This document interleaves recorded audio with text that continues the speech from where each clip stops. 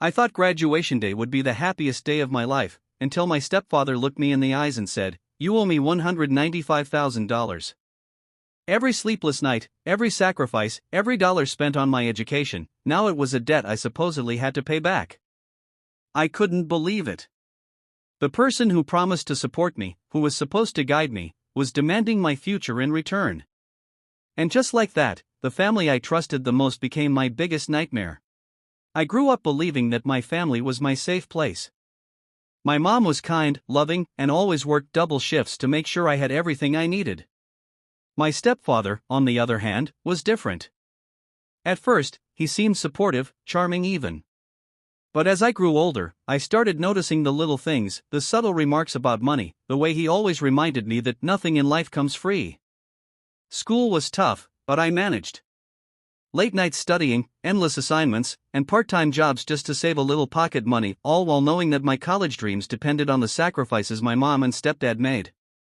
He would often brag to friends about paying for my education, smiling proudly while secretly making me feel like I was indebted to him for every textbook, every tuition fee, every late-night pizza he picked up when I stayed up studying. By the time senior year rolled around, I had scholarships, letters of recommendation, and a future that seemed bright. Yet, the tension at home was like a shadow that never left. Stepdad would casually bring up financial topics during dinner, slipping in comments like, "Remember, college isn't free, you know." At first, I laughed it off. I thought he was joking. But deep down, something about the way he said it, it felt like a warning. Graduation day was supposed to be the celebration of everything we had worked for. I imagined walking across that stage, the applause, the pride in my mom's eyes. But I never imagined the bombshell waiting for me behind the applause, hidden beneath the congratulations. As I hugged relatives and posed for pictures, stepdad pulled me aside, his smile too forced, his eyes cold. "We need to talk," he said. I smiled nervously, thinking it was just fatherly advice, maybe a proud word about my future. Then he dropped the words that shattered everything, "You owe me $195,000. For a second, I froze. The world seemed to tilt sideways. Every sleepless night, every test I had studied for, every college essay, every scholarship application, it all suddenly felt like a debt I had no idea I had agreed to. My heart raced. My hands trembled. The man who promised to support me, to guide me, was now demanding my future as payment. For the rest of the day, I moved like a ghost. People congratulated me, shook my hand, told me how proud they were, but I barely heard them. My mind kept replaying his words over and over again. "You owe me $195,000. It didn't make sense. There was no contract. No agreement. No warning. Just a demand, dropped on me like a weapon disguised as family responsibility." That night, after the guests left and the house finally went quiet, I sat at the kitchen table staring at my graduation cap. My mom noticed something was wrong. She always did. She sat across from me, her eyes soft but worried. "What happened today?" she asked gently. I hesitated. Saying it out loud made it feel real, too real. But I told her everything. Every word he said. Every dollar he mentioned. Every cold look in his eyes. Her face drained of color. "He said that?" she whispered. Before I could answer, my stepfather walked into the kitchen. Calm. Confident. Like this was a normal conversation. "Yes," he said. "And it's time we talked about it like adults." I watched my mom's hands tremble as she clenched them together. She asked the question I was too afraid to ask. "When did this become a loan?" He leaned back in his chair. "Since day one. College isn't charity. I invested in their future. Now I expect my return." That word, invested, cut deeper than anything else. I wasn't a child he supported. I wasn't family. I was a financial asset. I tried to speak, but my voice cracked. "You never told me this. I would have worked more. Taken loans. Chosen a cheaper school." He shrugged. "You enjoyed the benefits, didn't you?" That night, I didn't sleep. I stared at the ceiling, thinking about every memory I had with him. The rides to school. The lectures about responsibility. The constant reminders about money. Suddenly, everything felt calculated. Planned. Over the next few days, the pressure intensified. He started sending me spreadsheets, tuition costs, housing, food, every dollar neatly listed like a bill. He told relatives that I was ungrateful. That I was running away from responsibility. Some believed him. Some didn't. But the damage was done. Friends told me to ignore him. Others warned me he might take legal action. My mom was caught in the middle, torn between the man she married and the child she gave birth to. I could see it breaking her slowly, and that hurt more than the money ever could. One evening, as I sat alone in my room, surrounded by job applications and rejection emails, I realized something terrifying. This wasn't just about money. This was about control. The first legal threat came in the form of an email. Not even a conversation. Just cold words on a screen. He had written it like a business proposal, professional, emotionless, and terrifying. He mentioned repayment plans, legal recovery, and failure to comply. I read it 3 times, my hands shaking each time. That's when fear finally set in. I had just graduated. No job yet. No savings. Barely enough money to cover my own meals, let alone a 6-figure demand. My future, which once felt wide open, suddenly felt like it was collapsing in on itself. My mom begged him to stop. I could hear their arguments late at night through the walls. His voice stayed calm. Hers broke again and again. "You're destroying them," she cried. "I'm teaching responsibility," he replied. The next morning, I made a decision I never thought I'd have to make. I met with a lawyer. Sitting in that office felt unreal. I wasn't a criminal. I wasn't a debtor. I was just a kid who went to college believing their family had their back. The lawyer listened carefully, flipping through the documents I brought: tuition statements, emails, messages.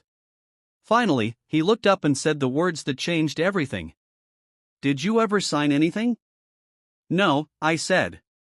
"Then he doesn't have a case." Relief washed over me, but it didn't last long. Because winning legally didn't mean winning emotionally.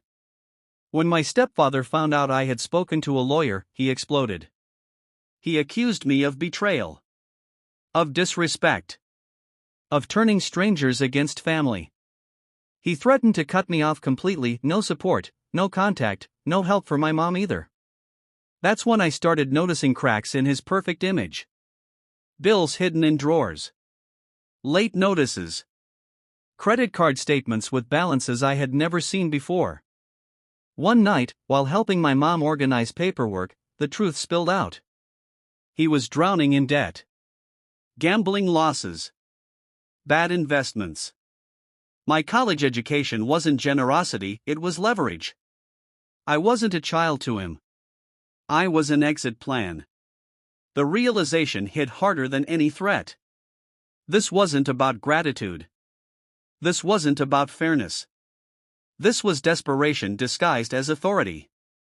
That night, I looked at myself in the mirror and barely recognized the person staring back. Tired. Angry. But stronger. For the first time, I wasn't scared anymore. I was ready to confront him. The confrontation didn't happen in anger. It happened in silence. One evening, after dinner, I asked him to sit down. My mom joined us, her face pale, eyes tired from weeks of crying. The house felt heavy, like it was holding its breath. "I spoke to a lawyer," I said calmly. His jaw tightened. "I know.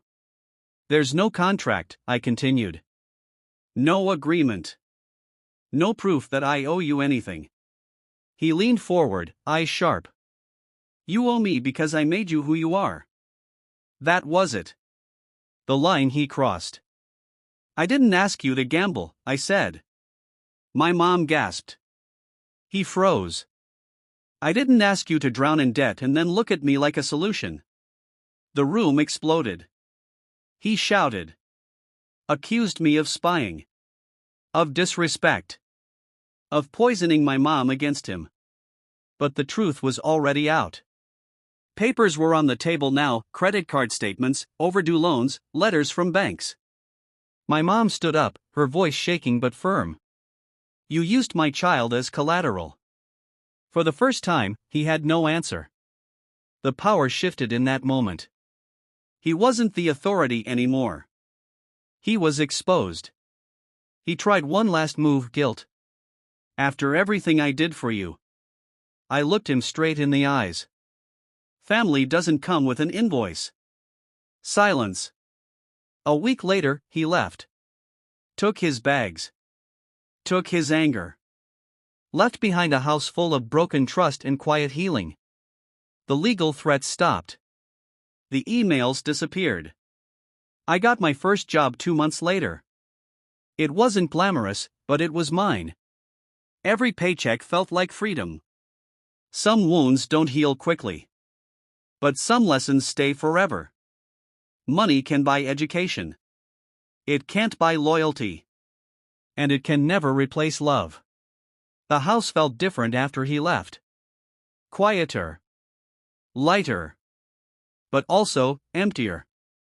Not because we missed him, but because we were finally able to breathe. My mom walked around like someone learning how to live again. Some days she cried over small things. Other days, she smiled in ways I hadn't seen in years. We talked more. Really talked. About fear. About mistakes.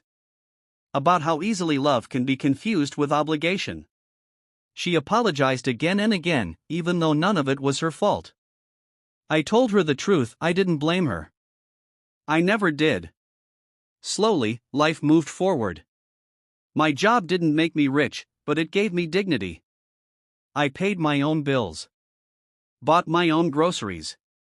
Built my future without fear hanging over my head. And every time I saw my bank balance, I felt proud, not because of the number, but because it was mine. I never heard from him again. No messages. No apologies. Just silence. And honestly, that silence felt like peace. Looking back now, I understand something I didn't back then. Not everyone who pays for you believes in you. Some people invest only to control. And sometimes, the hardest lesson isn't about money, it's about boundaries. If you're watching this and you're in a similar situation, hear this clearly. You don't owe anyone your future just because they helped you once. Support given with conditions isn't support, it's manipulation. Family should lift you up, not hold receipts over your head. And the day I stopped being afraid of losing him was the day I truly graduated.